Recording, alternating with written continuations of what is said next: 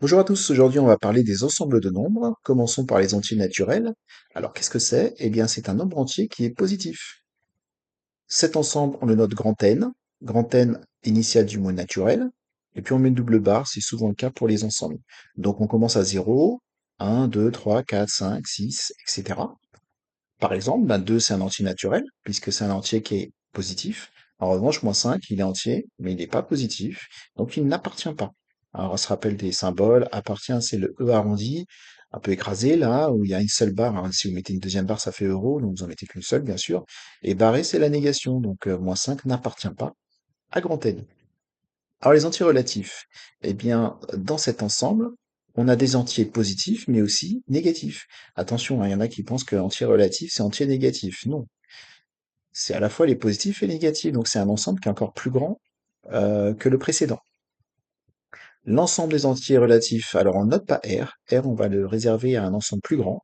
Là on va mettre Z. Alors on va me dire pourquoi Z? Bah, c'est le N de tout à l'heure qu'on a pivoté à 90 degrés vers la droite. Par exemple, eh bien 2, il est entier, il est positif, donc il est dans Z. -5, il est entier, il est négatif, il est aussi dans Z. Mais 1,4, lui, il n'est pas entier. Donc il n'est pas dans Z, il n'appartient pas. Alors maintenant, les nombres décimaux. Qu'est-ce que c'est un nombre décimal? Eh bien, c'est un nombre qu'on peut écrire sous la forme d'une fraction, mais pas n'importe laquelle. Il faut une puissance de 10 au dénominateur. Alors, on est attentif, on regarde, le numérateur, il est en Z, donc c'est un entier relatif, aussi bien positif que négatif. Et puis par contre, l'exposant n, il est dans grand N, donc entier positif. Alors cet ensemble, cette fois-ci pas de piège, hein, décimal, on prend l'initiale, on l'appelle D. 2, -5, 1,4 sont dans D, on va le justifier juste après.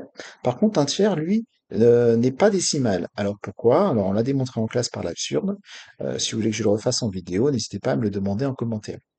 Alors avant de démontrer que 2 et 1,4, puisque 2 et -5 c'est la même chose, enfin c'est la même méthode, donc 2 et 1,4, on va faire des rappels d'abord sur les puissances de 10.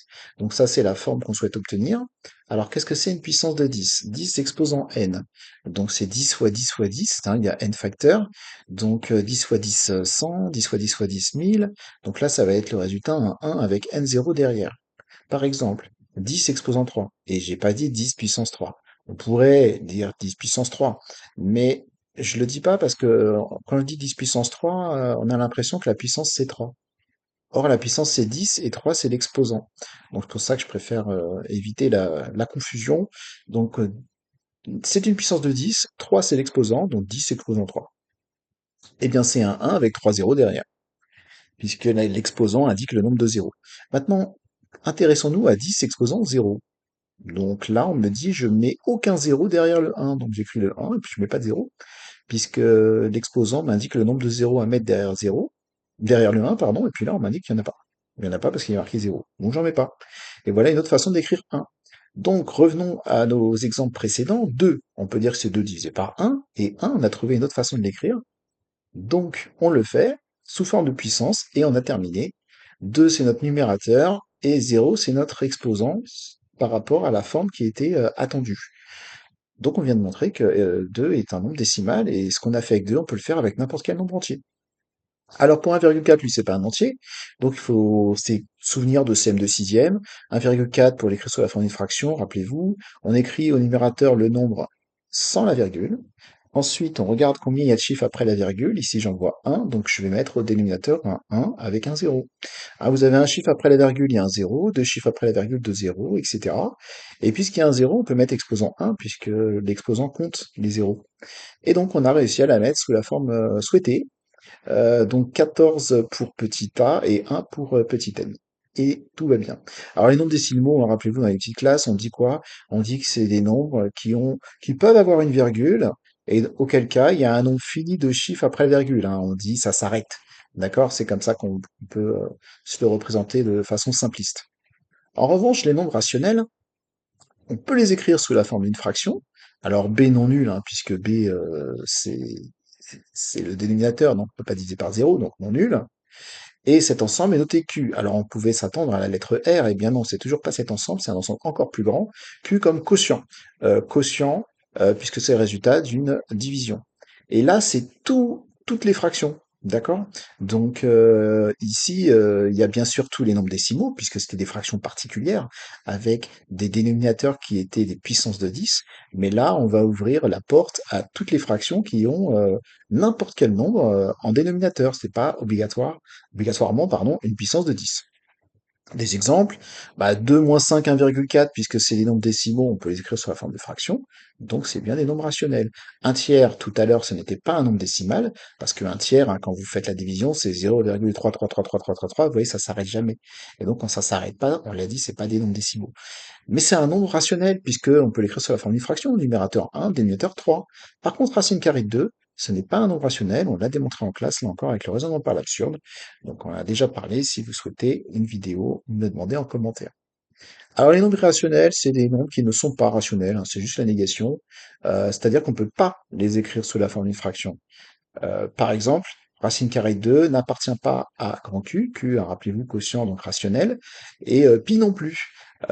Juste ici, pour petit commentaire, c'est que on pourrait s'attendre à une lettre. On dit, mais rationnel c'est Q, irrationnel c'est quoi? Bon, en fait, il n'y a pas besoin. On dit que ça n'appartient pas et il n'y a pas besoin d'utiliser une nouvelle lettre. C'est pour ça qu'on ne le fait pas.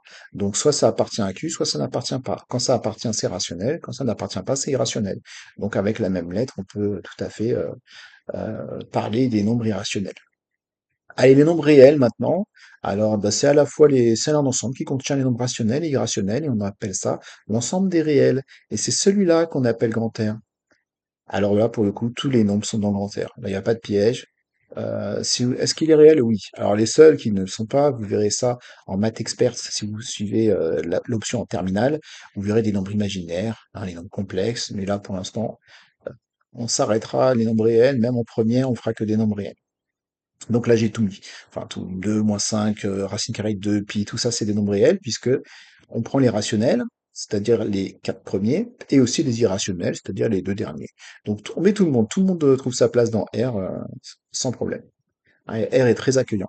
Donc, grand N est inclus dans grand Z, qui lui-même est inclus dans grand D, qui lui-même est inclus dans grand Q, et inclus dans grand R. Donc, on a un schéma là qui va nous permettre de bien mémoriser tout ça.